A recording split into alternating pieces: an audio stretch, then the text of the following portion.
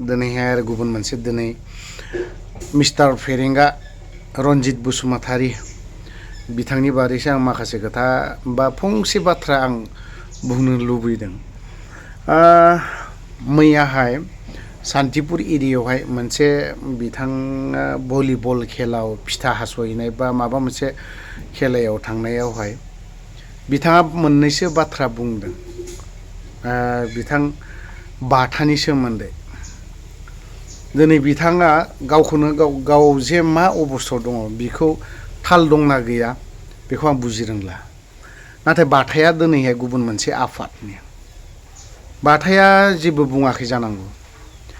दिनै बाथाखौ बिथाङा मा होननानै बुंदों, बाथाखौ इउज खालामदों होननानै बुंदों बिपिएफ पार्टिखौ। बिपिएफआ जौ जुवा बा ड्राग्स माबा माबिजों बुंफबना गोदोनानै थायो। जौ खनसे लोंगासेयाव 5 लाख थाखा गारो होननानै बुंदों। येस, थिगैनो दं, बेखिनि बाथ्रा आं बुंनायखौ थिगैनो दङ। खारन दिनै सोरबा सासेया बिपिएफ पार्टिया दिनै थैथारनोसै जोबथारनायसै, दिनैहाय नों बे अबस्थायाव बेखौ नोङो मोनसे सांग्रांथि खालामनानै होदों, आं बेखौ मोजां मोनदों।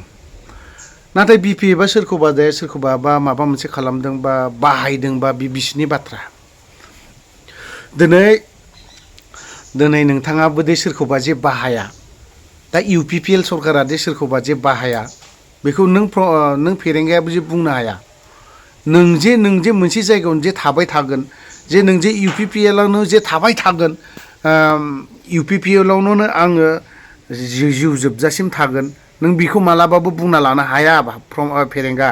नों हायोबा बुंनानै ला, आं जिउ जोबजासिम इउपिपिएलजोंनो थागोन, आं रावबो पलिटिकेल हान्जाजों आं थांफाया। एकमात्र नोङो लुबैयो, नों बेखिनि बाथ्राखौ बुंनानै ला, नों एकमात्र नों मोनसेल' बाथ्राखौ लुबैयो, पावार गाद्दि बे मोननै बुस्थुखौ नों थाबाय थाजानोखौ लुबैयो। अब्लानो नोंनि अपोजिसना नोंनि थाखाय गाज्रि। जाय हक बेफोर बाथ्राया बे नोंसोरनि पलिटिकेल डायलग। अनलि पलिटिकेलनि लिडारफोरा पावार गाद्दि बेफोरखौ 24 घन्टा बोसोरफ्रोमबो थाबाय थाजानोखौ लुबैयो। नाथाय नोंथांनि बाथ्रा बुंनाया दिनै बाथाया दिनै मा मावदों? दिनै नों मोनसे स्टेटमेन्ट होदों, दिनै बाथाखौ मा होनदों, खर' गाज्रि बायदिसिना खोथा नोङो बुंदों बेखौ। दा बेफोरबायदि बाथ्रायाव आं मैयानो होगौमोन नोंखौ बे स्टेटमेन्टआवहाय, मैयानो बुंगौमोन आं। खिन्थु दिनैहाय बाथानि खेथ्रआव नोंथाङा बुंनांगौ अधिकार गैया बा बुंनो हानायनि नोंथाङा मोनसे माबा गैया। हायोब्ला नों दिनै बाथाखौ बुंदों, नों बाथांमोना दिनै एनएलए बिनि दल संगठन बिथांमोननि लिडारफोरजों नोंथाङा मा खालाम, मोजाङै नोङो बिथांमोनजों इन्डिया गभर्नमेन्टजों सावरायनायनि बेब'स्थाखौ खालामनासो होनांगौ। खारन नोंबो बै समाव बाथानि लेडिंआवनो बा बाथानि आन्दारावनो कयेक्टायावहाय नों बाथानि लेडिंआवनो नोङो थानानै फैदों मिस्टार फेरेंगा। नों दुखु मोननानै लाब गैया। जेब्ला नोङो आफादाव हाबहैयो 2013 सनावहाय, अब्लानि समाव बाथाया बावहायनो दङ, नों म्यानमाराव दङ। दिनै बाथाया दिनै बेसेबां सेक्रिफाइस खालामदों बेखौबो नों नाय। बेखौ गानायनि सिगां बाथाया दिनै सोरनि मानि थाखाय मा खालामदोंमोन।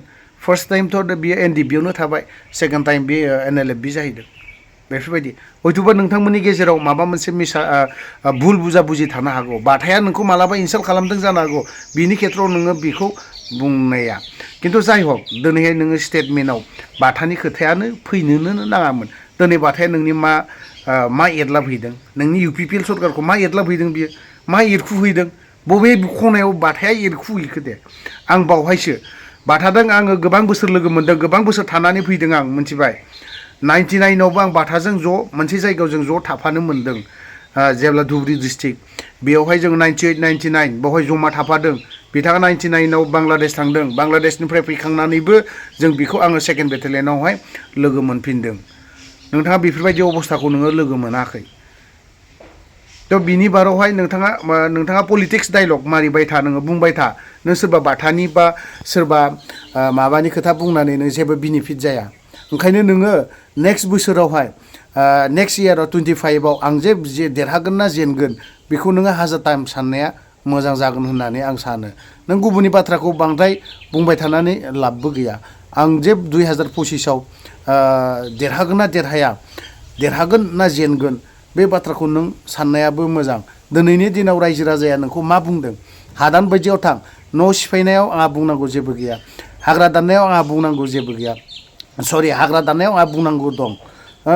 हाग्राखौ जोंबो होबथानो लुबैदों।